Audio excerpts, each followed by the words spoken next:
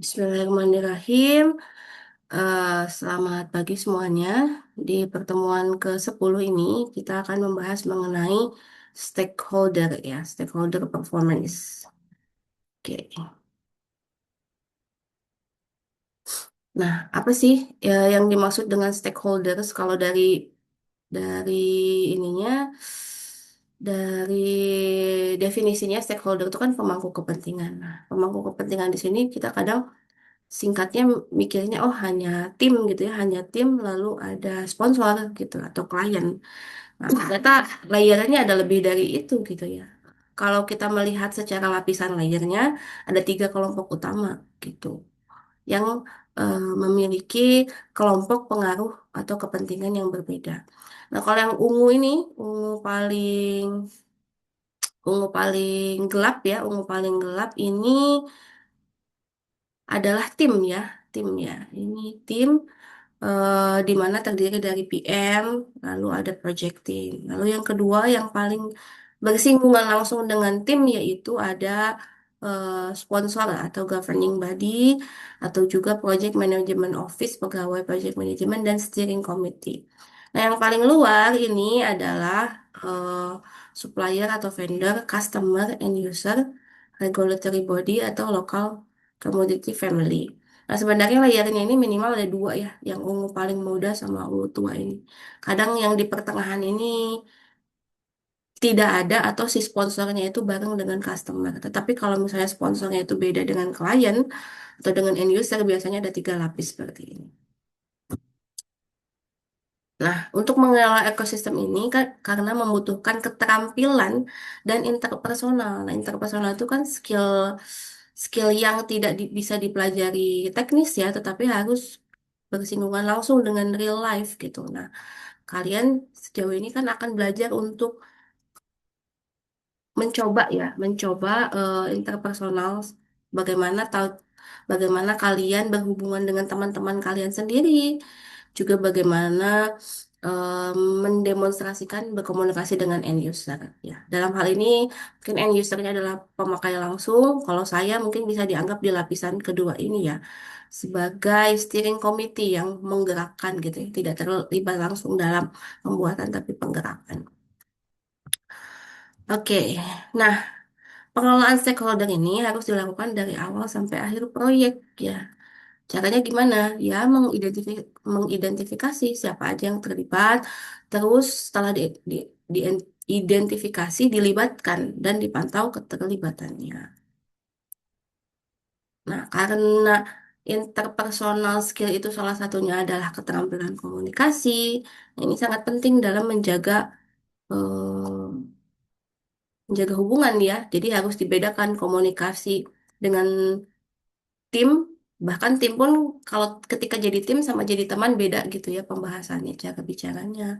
Ya kita pura-puranya aja lah ke tim kalau di pekerjaan seperti apa, komunikasi ke klien seperti apa, komunikasi ke saya yang saat ini akan mencoba menjadi steering committee seperti apa.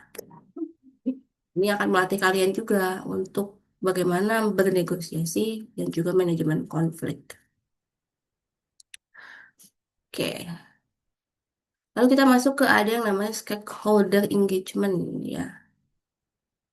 Nah, supaya bisa ada engagement dengan stakeholder, harus pertama memahami kebutuhan stakeholdernya apa, lalu mengelola harapan mereka apa, menjaga komunikasi yang baik, serta melibatkan mereka pada waktu yang tepat agar mereka mendukung proyek gitu kan. Gitu. Jadi bukan cuma, karena kan selama ini selalu mencari requirement ya. Requirement mungkin, oh bisa memenuhi poin satu, memahami kebutuhan. Tapi ketika memahami kebutuhan juga harus dikembalikan lagi. Misalnya mereka minta kebutuhannya ada 10 fitur gitu. Tapi kemampuan kalian saat ini selain kemampuan mungkin ada batasan waktu ya. Batasan waktu misalnya hanya bisa bikin 5 fitur. Nah, itu harus dikembalikan, mengelola harapan biar tidak terlalu ekspektasi tinggi gitu. Lewat cara apa? Lewat cara komunikasi yang baik dan juga melibatkan mereka pada waktu yang tepat. Misalnya kapan sih baiknya menghubungi ke klien, hari apa, jam berapa gitu. Kan tidak harus mereka misalnya kalian bikin ada meeting tiap hari gitu ya kan. tidak harus mereka dilibatkan tiap hari. Apakah mungkin seminggu sekali, sebulan sekali, ataupun kalau misalnya tiap hari tapi lewat tidak harus ketemu, misalnya dikirimkan progresnya sampai saat ini berapa lewat teks gitu atau laporan kayak gitu. Jadi menggunakan cara dan waktu yang tepat. Karena peran sponsor proyek yang aktif sangat penting karena dapat membantu proyek mencapai hasil yang positif. Ya, meskipun saat ini kalian masih pura-pura tidak ada uangnya gitu ya, tapi kan ke depannya kalau misalnya kalian berhubungan dengan klien yang ada pendanaan, nah kan itu sangat penting untuk menjaga hubungan dengan mereka. Oke, nah apa yang dimaksud dengan keterlibatan inti? Keterlibatan inti itu melihat dari sisi kepuasan, keterlibatan tim dan juga keterlibatan sponsor gitu ya.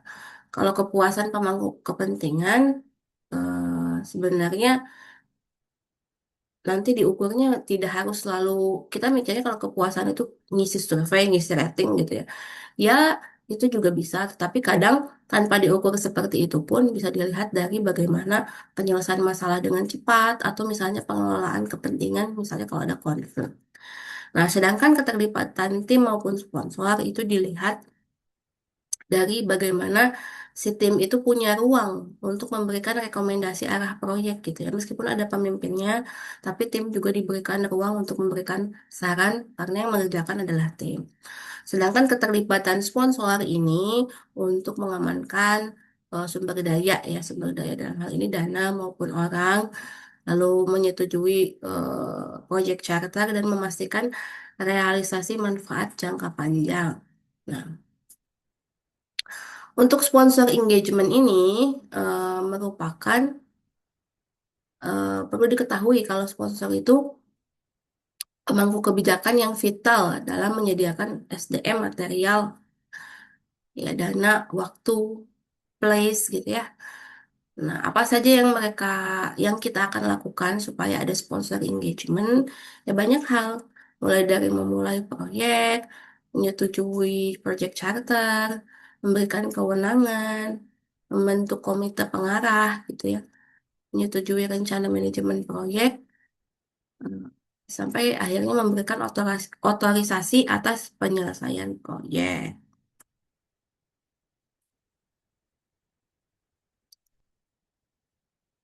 Nah, bagaimana kita bisa engage ke sponsor ya? Eh, ada beberapa hal yang harus dipenuhi. Yang pertama, stakeholder satisfaction ya. Lalu ada team engagement, communication management, data driven decision making, sama vendor and supplier management atau procurement gitu. Nah, jadi kita nggak bisa ngelihat oh sponsor engagement itu ya udah ke sponsor aja. Ternyata untuk bisa engage ke sponsor berhubungan juga dengan engagement ke tim, berhubungan juga dengan pengambilan keputusan berdasarkan data dan juga terhadap bagaimana pengambilan keputusan ngambil vendor dan supplier. Kan meskipun kita ngerjain proyek SI gitu ya, software, ada beberapa hal yang kita simulasikan akan berkaitan dengan hardware juga. Misalnya server, terus hal lainnya intinya yang tidak bisa kita kerjakan sendiri. Atau bahkan bikin project software pun kan tidak selalu misalnya dikerjakan oleh tim internal. Ada misalnya fitur yang bisa dilemparkan ke tim lain gitu ya, ke tim lain kayak gitu. Nah, itu kan udah masuk ke pemilihan vendor dan supplier itu berpengaruh terhadap si sponsor engagement juga ternyata.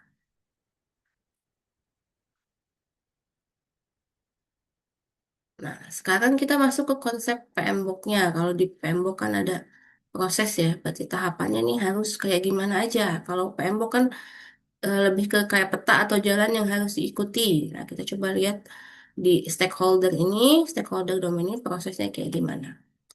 Jadi ada tiga proses ya, ada initiating, planning, dan juga closing ya. Nah, di initiating ini tahapannya melakukan identify stakeholder.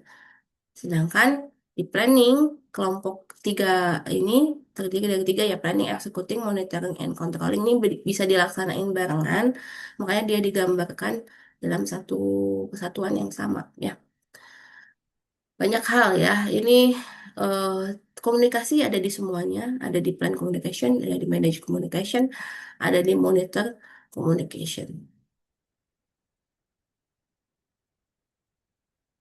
Nah, sedangkan di hal lainnya di masing-masing proses, ini kalau di planning, ya tadi merencanakan dulu stakeholder engagementnya, lalu di executingnya melakukan pengaturan engagement stakeholdernya, lalu di monitoring and controlling memantau stakeholder engagementnya.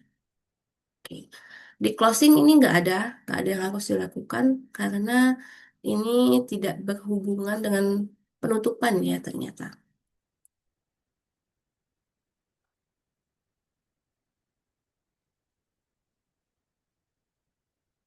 Oke. Nah, kalau ngelihat proses tadi, nah kita akan bagi menjadi 7 ya. Langkah yang lebih detail lagi, kan tadi mungkin bingung ya. Oke, misalnya tadi tahu prosesnya dikelompokkan kemana aja, tapi tahapan yang harus diikutin apa aja. Nah, kalau mau berdasarkan tahapannya, kita bagi 7. Yang pertama, identify stakeholder, lalu plan stakeholder engagement, plan communication management, manage, dilanjut ke manage stakeholder engagement, dilanjut ke manage communication, dilanjut ke monitor stakeholder engagement, dilanjut ke monitor communication. Sebenarnya ini langkahnya sama sih, sama kayak yang di proses tadi, cuman ini lebih ke step by stepnya urutannya yang benar seperti apa. Oke, setelah kita mengetahui prosesnya seperti apa, kita perlu tahu toolsnya kan, apa yang harus dikerjakan, tekniknya apa, dan mengeluarkan apa. Input yang dibantu oleh tools dan teknik akan menghasilkan output. Ya. Nah, di tahapan identify stakeholder, eh, gunanya ini untuk menentukan fokus yang tepat dan juga bisa mengidentifikasi pemangku kepentingan sebagai salah satu strategi manajemen risiko.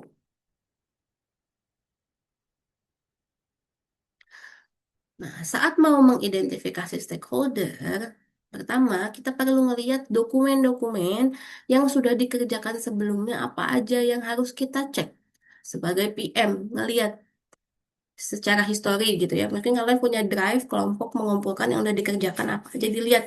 Ada nggak dokumen-dokumen ini yang bisa diolah sebagai input dari tahapan identify stakeholder gitu kan? Untuk bisa mengenali stakeholdernya siapa aja kan kita perlu baca kan, baca dari mana ya dokumen-dokumen ini? Dari project charter, oh dicek ada. Dari business case lain, dokumen lain, misalnya business case ataupun benefit management. Oh ada, dilihat siapa aja yang terlibat di situ. Lalu dilihat dari project management plan. Dilihat dari change log, issue log, requirement documentation. Dilihat juga dari persetujuan lainnya, dan lain sebagainya. Setelah itu, apa yang dilakukan, tools ataupun tekniknya, yaitu melakukan expert judgment. Nah, dalam hal ini, eh, biasanya PM ya, PM karena dianggap sebagai expert. Kalau dalam hal ini kalian latihan, misalnya boleh diskusi ke saya juga, siapa sih? Kalau nggak yakin ya, kan kalian coba baca sendiri dari dokumen-dokumen yang ada ini, dilihat nama siapa atau lembaga apa aja yang tertulis di dalam dokumen ini, dikumpulkan. Kumpulkan, kalian pilih sendiri. Jadi itu disebut dengan expert judgment. Lalu ada namanya data gathering, boleh ngumpulin namanya dengan cara kuesioner atau survei atau brainstorming. Kalau misalnya dokumen-dokumen ini belum tersedia, gitu. Sedangkan data analisis ini atau dokumen analisis ini dilihat dengan cara melihat langsung dokumennya ataupun stakeholder analisis berarti melihat langsung stakeholdernya siapa aja, gitu. Dan data representation ini dilihat dari pemetaan stakeholder ataupun dari dokumen-dokumen meeting. Nanti outputnya dari tahapan identify stakeholder itu akan menghasilkan dokumen-dokumen juga yang namanya adalah stakeholder register, change request, project management plan update, dan project document update. Nah, yang di bawah ada poin-poin ini, berarti ini sekelompok ya, sekelompok. Jadi untuk project management plan update-nya bisa salah satu atau keempatnya. Project document update juga bisa bisa salah satu atau keempatnya. Semuanya ini ada di Drive yang saya taruh di LMS yang paling atas sih isinya. Pokoknya dicampur lah. Namanya memang nggak terurut sih. Terus namanya kadang agak beda-beda tipis gitu ya. Tapi maksudnya sama. Nanti kalian selain lihat isi judul filenya, lihat juga isi dibuka filenya terus disamain. Nah itu output nama dokumen yang sesuai untuk masing-masing output ini. Oke, lanjut. Nah, di proses plan stakeholder engagement ini tujuannya untuk menyediakan rencana yang dapat ditindaklanjuti. Oke, kita lihat ngapain sih dan apa ya, ada apa di sini. Oke, sama inputnya. Rata-rata inputnya dari dokumen yang udah dikerjain di tahapan sebelumnya sih. Ini mirip-mirip juga. Semuanya mirip sama yang tadi gitu. Bahkan ada juga output output yang tadi dikerjakan di tahapan identify itu menjadi input di tahapan plan stakeholder. Ya, seperti risk register, issue log gitu kan tadi jadi output ya waktu di identify. Nah, sekarang jadi input. Nah, makanya tahapannya harus dikerjain berurutan. Tuh. Lalu, oke, tools dan tekniknya masih sama ya, nggak usah saya jelasin lagi. Lalu, tadi outputnya di sini menjadi stakeholder engagement plan, ya. Oke, nah ini karena PMBOK 8 versi 8 di Drive itu mungkin ada beberapa yang kalian nggak temuin ya. Tadi ada yang namanya beda-beda tipis, ada juga yang kalian mungkin nggak temuin. Boleh kalian mencari sendiri karena sebenarnya si PMBOK yang versi 8 itu masih baru banget sih. Tahun 2025. Jadi itu kan drive-nya saya kumpulin tiap tahun ya, tiap tahun. Jadi mungkin kalau ada yang saya kelewat belum masukin, boleh info ke saya, nggak ada di situ apa. Terus kalian dapat nemu template dari mana, nanti saya masukin di drive itu. Jadi kita kurasi bersama-sama gitu. Ini kan drive itu kayak udah kekumpul bertahun-tahun gitu. Jadi saya ada banyak macamnya itu juga nggak ngumpulin dari satu sumber yang sama gitu. Jadi nggak apa-apa, kita sambil kerjain bareng-bareng. Kalau ada yang kebingungan dengan template yang nggak ada. Oke, yang ketiga plan communication management. Ini tujuannya apa sih? Di sini tujuannya untuk menganalisis pemangku kepentingan, kebutuhan informasi, dan kategori informasi. Oke. Nah, di inputnya di sini, ya inputnya di sini ini lebih sedikit ya, lebih sedikit dari yang sebelumnya karena sudah ada identify dari tahapan sebelumnya. Di sini udah tinggal ngeplan aja. Nah, di plan ini ada tambahan nih di tools and tekniknya. Selain expert judgment, di sini juga ada namanya communication requirement analysis, communication teknologi, communication model, communication method ya. Ya, untuk metodologi sendiri ya ini misalnya langsung online, offline gitu ya modelnya. Terus teknologinya misalnya mau via tools apa, pakai tools apa kalau online. Terus kalau misalnya communication modelnya apakah bentuknya meeting, tanya jawab, kuesioner atau seperti apa kayak gitu. Jadi di sini ada tambahannya ya di plan communication management harus menuliskan dengan jelas nanti komunikasinya kayak gimana, by phone kah, by meet kah, ketemu langsung kah, ketemu langsungnya di mana gitu. Siapa aja yang ada di situ, cara komunikasinya gimana gitu. Nah, di sini dituliskan ya, tuliskan. Termasuk interpersonal and team skill. Ya, interpersonal ini skill ini salah satunya cara eh, memahami komunikasi style yang baik itu seperti apa. Ada communication style assessment. Ini kalau di SI ini mata kuliahnya saya pernah ngampus sekali sih. Jadi rasanya pernah ingat ngasih materi di kecakapan pribadi kalau nggak salah. Soalnya di kecakapan pribadi juga ada materi mengenai interpersonal, ya, interpersonal. Lalu ada political awareness, ada cultural awareness. Nah, ini berpengaruh juga sih kalau misalnya kita klien itu kan kita berhubungan sama manusia ya, dan backgroundnya pasti bermacam-macam. Di Indonesia juga orang Indonesia pasti punya background yang berbeda-beda, entah itu berdasarkan latar belakang pendidikan, lat- ataupun demografi tinggal di mana gitu kan. Misalnya bikin aplikasi buat ibu-ibu rumah tangga sama bikin aplikasi buat anak muda kan beda pendekatannya ya. Eh, Kalau anak muda mungkin tampilannya yang diutamakan lebih fun, lebih fresh gitu. Kalau untuk ibu rumah tangga misalnya, yang penting fontnya kebaca misalnya, apalagi buat yang lansia gitu ya. Yang penting fontnya kebaca, terus tujuan saya yang paling sering dipakai jelas, udah itu nggak banyak fitur gitu. Kayak gitu kan perlu memahami ya, memahami cultural awareness. Lalu dilihat lagi di sini di plan communication management ini ada outputnya apa sih yang dihasilkan? Ada communication management plan, stakeholder engagement plan, dan juga ada project schedule. Nah, di sini mengupdate ya, mengupdate dokumen project schedule dan mengupdate dokumen stakeholder register. Oke, lanjut ke proses keempat yaitu manage stakeholder engagement.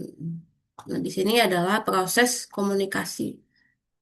Oke, proses ini dilakukan sepanjang proyek berlangsung.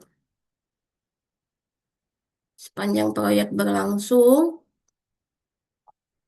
di sini inputnya karena kita sudah banyak mengerjakan dokumen sebelumnya di output sebelumnya, jadi kita langsung maju.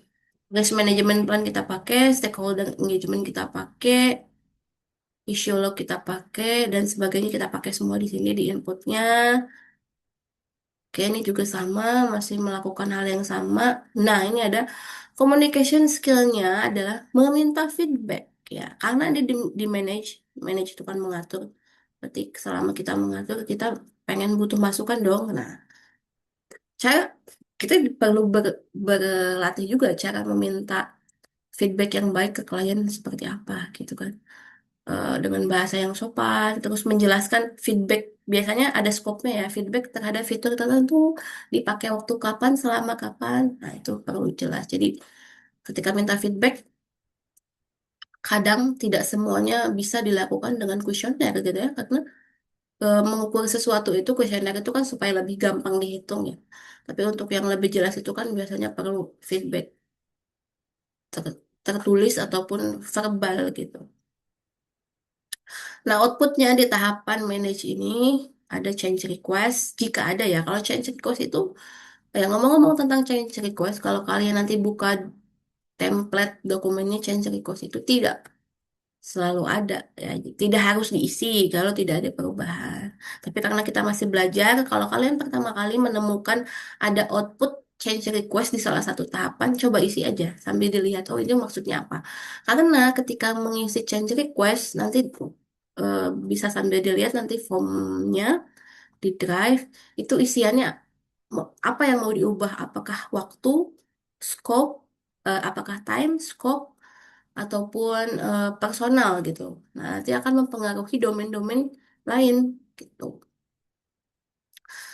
Oke, selain change request yang opsional ini, yang harus diupdate adalah project management plan, baik itu communication maupun stakeholder. Terus, project dokumen update juga dilakukan di change log, issue log, lesson learn register, dan stakeholder register. Nah, untuk log ini namanya log tuh ya. Kalau log itu catatan berdasarkan timeline ya, waktu harian. Change log itu akan berhubungan dengan change request jika ada perubahan dicatat. Nah, issue log itu dicatat berdasarkan urutan waktu kalau ada masalah. Nah, lesson learn register. Nah, register itu catatan juga sih, catatan tapi tidak harus ini ya, tidak harus ada timeline terurut seperti log. Kalau log yang diutamain tanggalnya dulu baru isinya apa. Tapi kalau register ya wes yang penting dicatat dulu mengenai lesson learn. Lesson learn itu apa sih yang bisa dipelajari dari selama pelaksanaan proyek ini? Karena siapa tahu kita akan membuat tipikal project yang sama atau melayani klien yang sama. Jadi hal-hal yang bisa dicatat di notice itu tinggal dibaca ulang, baik oleh tim kita sendiri sebagai PM-nya, ataupun misalnya proyeknya dilempar ke project manager yang lain dalam suatu perusahaan yang sama. Kan mungkin aja dalam satu perusahaan itu melayani klien yang sama oleh tim yang berbeda gitu. Nah, di manage communication ini melibatkan penyiapan dan pelaksanaan komunikasi.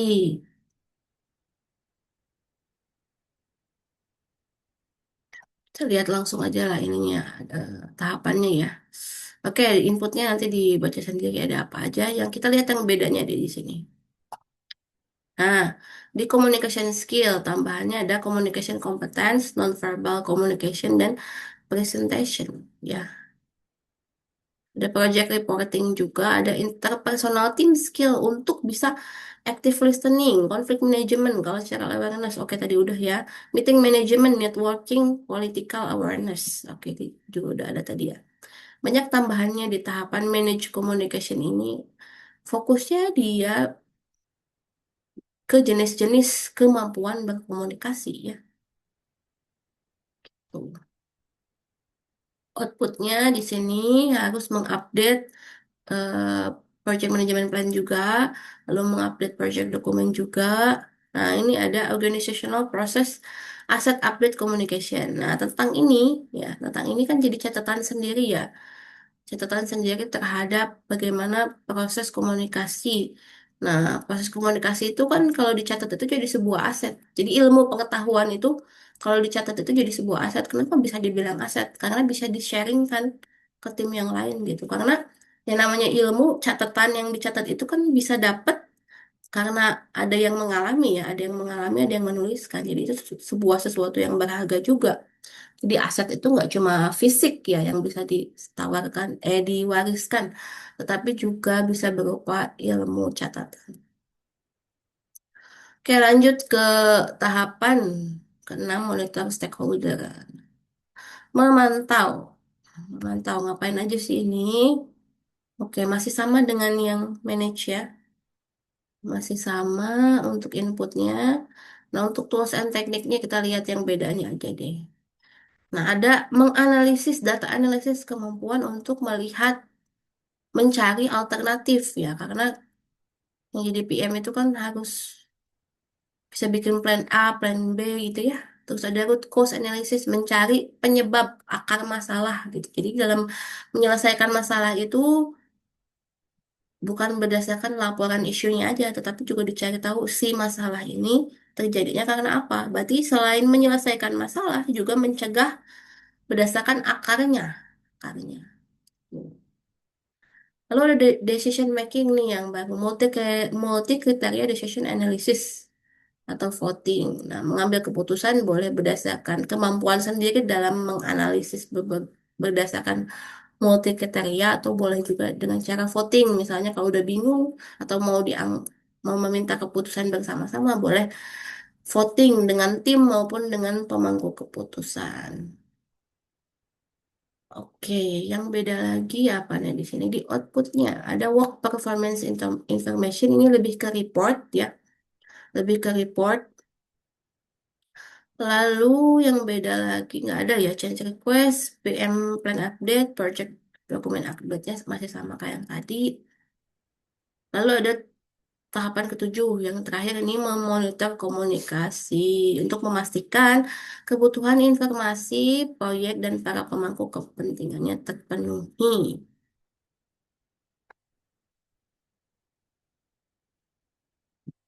Untuk inputnya, oke, dari dokumen-dokumen yang udah ada dari fase sebelumnya, terus tools and tekniknya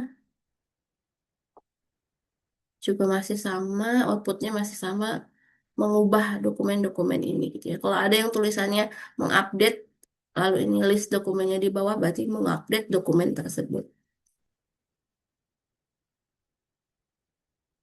Oke, itu 7 prosesnya ya. Ya lumayan, ternyata yang komunikasi ini nggak bisa dianggap enteng juga, bukan cuma bisa ngelis siapa, lalu terlibatnya kapan, tetapi setiap tahapannya memang harus dilalui ya 7 langkah tadi.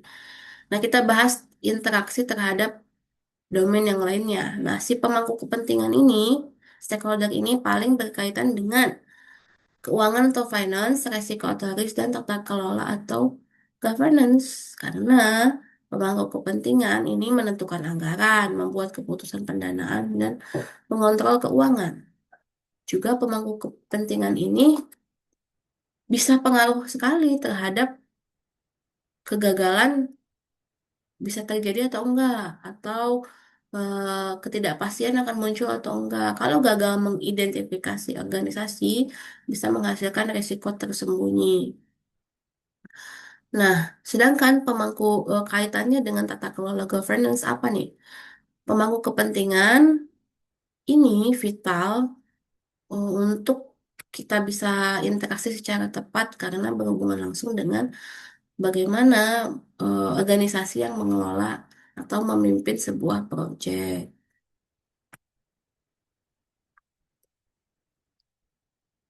Nah, lalu bagaimana kita melihat hasil ya, melihat hasil dari stakeholder performance domain. Ya, kita kelompokkan dulu apa yang mau diceknya di outcome-nya. Harapannya apa sih dari tahapan ini? Harapannya outcome-nya adalah yang pertama, adanya keterlibatan pemangku kepentingan. Cara ceknya dengan meminta masukan melalui wawancara atau survei, gitu ya. Nanti diukur surveinya, misalnya pakai indikator Net Promoter Score. Terus ada juga kita harapannya ada respon terhadap risiko yang telah diidentifikasi dan berhasil diterapkan. Cara ceknya meninjau catatan masalah proyek, ya, melihat risk register dan mencatat stakeholder register. Nah, lalu outcome yang ketiga harus muncul adanya kesepakatan pemangku kepentingan terhadap tujuan proyek. Cara ceknya gimana? Lihat jumlah permintaan perubahan terhadap kebutuhan dan mengumpulkan feedback terhadap hasil. Nah, untuk feedback ini harus ada peningkatan. Lalu untuk outcome manajemen komunikasi yang harus terlaksana, cara ceknya adalah dengan meninjau rencana manajemen komunikasi secara berkala dan menyesuaikannya dengan tepat sesuai kebutuhan. Lalu untuk outcome rencana proyek yang terintegrasi dengan perspektif dan hasil kerja pemasok, cara ceknya gimana? Yaitu dengan menyelaraskan rencana manajemen proyek dengan cara kerja vendor. Nah, contoh stakeholder register. Ini ada di buku juga ya. Nah, bikin tabel aja. Register itu kan catatan ya, seperti saya bilang tadi, wes dicatat aja dulu.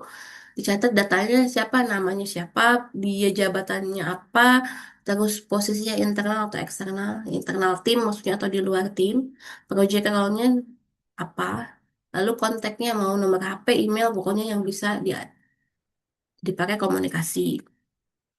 Nah, contoh stakeholder analysis, kalau misalnya nggak ada, oh ya, kalau misalnya nggak ada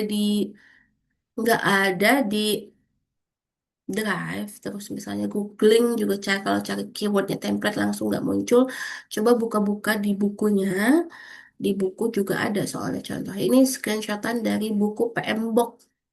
Sorry, bukan buku PM Book ya kalau yang biru ini. Ada satu buku lagi yang PMP, Project PMP Head First ya. Nanti saya cek saya udah share apa belum. Jadi isinya tuh kayak cerita gitu loh, kayak eh, ngambil case-case perusahaan di Amerika ya. Ya karena ini bukunya dari Amerika. Case-case real life terus ngasih studi kasus. Contohnya kayak gimana dokumennya.